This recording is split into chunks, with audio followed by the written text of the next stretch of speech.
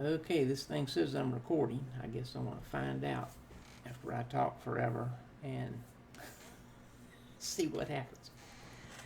Today, we're continuing our series on becoming an entrepreneur. And it seems to me that there's a lot of people out there that think being in business for themselves, being an entrepreneur, is like, the one all be all. That's the answer to all their problems. Well, it's not. It may be the answer to some of the problems, but most issues, if you're encountering any in your life, usually stem from yourself, not from your job, not from your boss, not from the company, not from whatever. They stem from you. Going into business for yourself to get away from them is it's not the answer. I'm just telling you, it is not the answer. But if you ever given really serious thought about your dreams, your goals, what will help you feel fulfilled in your life? This is the key. And that's not just making money. Anybody can say, oh, I want to make more money. Okay. Doing what? Making more money is not a form of happiness. So, let's think for a second here. It's more than just having a dream or a goal. It's even more than pursuing a hobby that you enjoy doing, that you think, oh man, if I could just do this all the time, how fantastic would that be? Well, let me tell you, from some people I know, they had a hobby that they loved and they thought, man, I would just be in heaven if I could do this day after day, just have fun. Well, they started their own business doing what they loved as a hobby, and they did it day after day. And at first it was fun.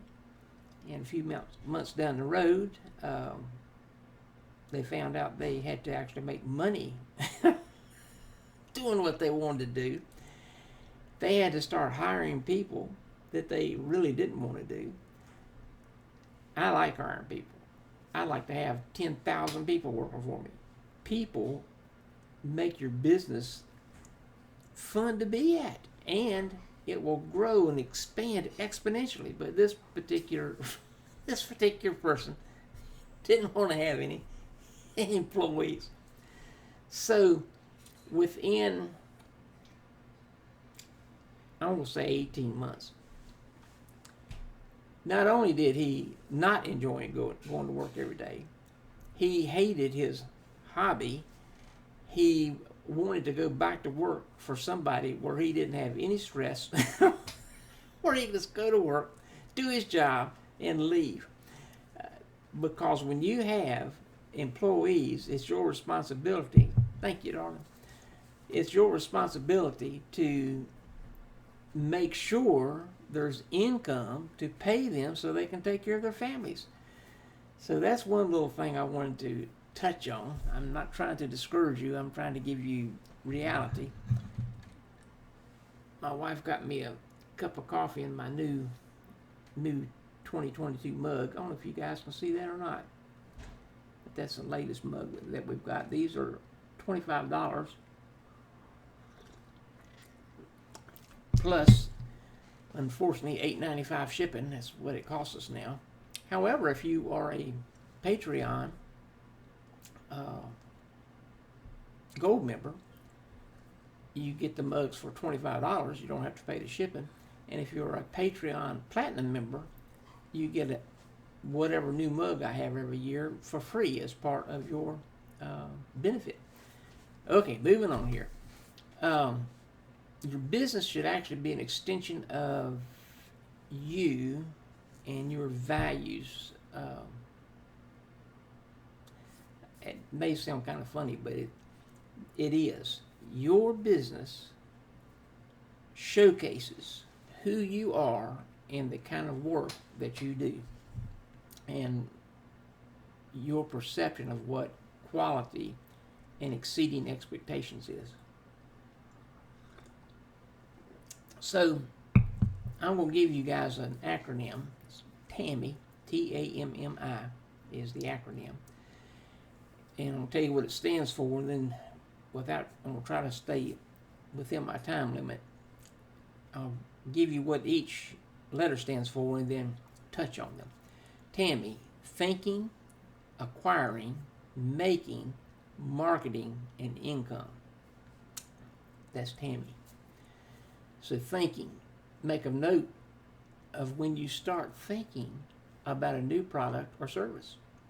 Just sit down, make a note, note your start and stop times, how long you think on it. It doesn't matter if you think on this thing for 18 months and you just, write down how much time you spent thinking on it. Next, once you have conceptualized what you want, start acquiring the materials or assembling the information that you're going to use as your product or service. Now, this can take a lot of time, or it can take almost no time. It depends on you, and it depends on what your product or service is. Then making. This, if it's a product, you've got to know and put down start and stop times on when you're acquiring the materials or the information on each of these. Making, that's going to vary depending on what type of product it is. Are you a wood crafter and you're making fine furniture? Are you a jewelry maker and you're making cool pieces of jewelry? What are you doing? How much time does it take to design, create, and bring to completion each product? This will determine what you should be charging for that product or service. So start and top times, remember, start, stop, are essential to your continuing success. And what I mean is staying in business. In case y'all were wondering. Marketing. This is the second M. How are you going to look to the public? What's your brand? You guys pretty much probably have an idea of what my brand is. I believe if you're going to do something, do the best at it. Get the best product, the best service. Price is not a consideration.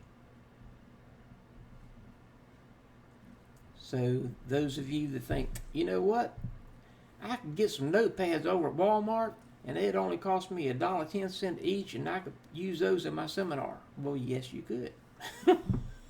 Yes, you could. But what if you're trying to make a brand, as I am, a step above, and you want to be a step above everybody else? You want a Walmart legal pad for them to write on with a big stick pen? Or do you want to spend some money, not a lot, but a little bit, to have your legal pads with your name on them, your business name, and have some pens made with your name on them, and make sure they're good quality pens, not the promo pens. Man, those things don't last any time. Make sure that when they write smooth on the paper. When you're making the legal pads, make sure that the legal pads are the quality of paper that will accept ink and write. Almost soft is the best word I can think of. The quality legal pads, the pen glides across them. The cheapo legal pads have a stiff, slick surface, and sometimes they're not easy to write on. In other words, they don't take the ink. And sometimes when they do take the ink, you have to push on that pen to make it make the impression that you want. So when you do anything, do the best you're able. Maybe you can't afford, I hate that word, but anyway, maybe it's not in your budget to buy 1,000 pens, but you can buy 100, or you can buy 50.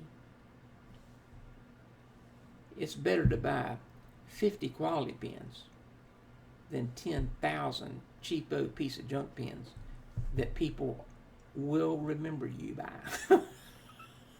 Man, they will remember. Where'd you get that cheap, good for nothing pen? Oh man, I should have thrown this thing away a long time ago. I got it at some seminar I did. don't be that person. Anyway, let me move on. The I is for income. This is probably your favorite. It's my favorite.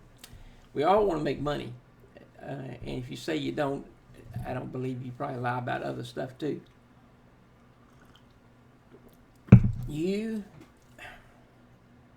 When you make money, don't just think about how much money can I make for me. Think about, I need to make enough money for me to sustain my company, to make sure that I can take care of my employees, to pay them good benefits and things. Also, I need to make enough money to have extra money, that if somebody is truly in need, and I don't mean these people that can't get up off of the couch to do anything. I mean people that are truly in need, you can actually help them. You can help your church, you can help missions, you can help the homeless. I mean, Tony Robbins, I hope I got this right. I think he said that this year he will feed 100 million homeless people. 100 million homeless people. 100 meals, in other words. Think about that for a second. That was one of his goals in life, because his background was one of poverty, not of success. And he fought his way to success, and now he wants to give back. So what do you really want to do? Think about it. We've talked about going into business for yourself. We've talked about the basics. Now you need to put your thinking cap on. Sit down somewhere. Figure out, what is it that I want to do? Nobody can do it for you. You have to make the decision. And I read this quote, and I put it in my newsletter this week, from Fabrizio Scolari. He said, to decide the lives we live, we have to choose the doors we open and close each day. That's pretty basic, and that's pretty true. What we choose to do each day and the decisions that we make will determine what future we're going to have. Go to my website, www.patreon.com/a-step-above, ASTEPABOVE. Please like our video. That really helps us. And subscribe so you know when I've got a new one coming out, because usually I know our regular subscribers are used to getting one a week, but sometimes I throw in, one or two extra just out of nowhere in the middle of the week. Thank you for watching.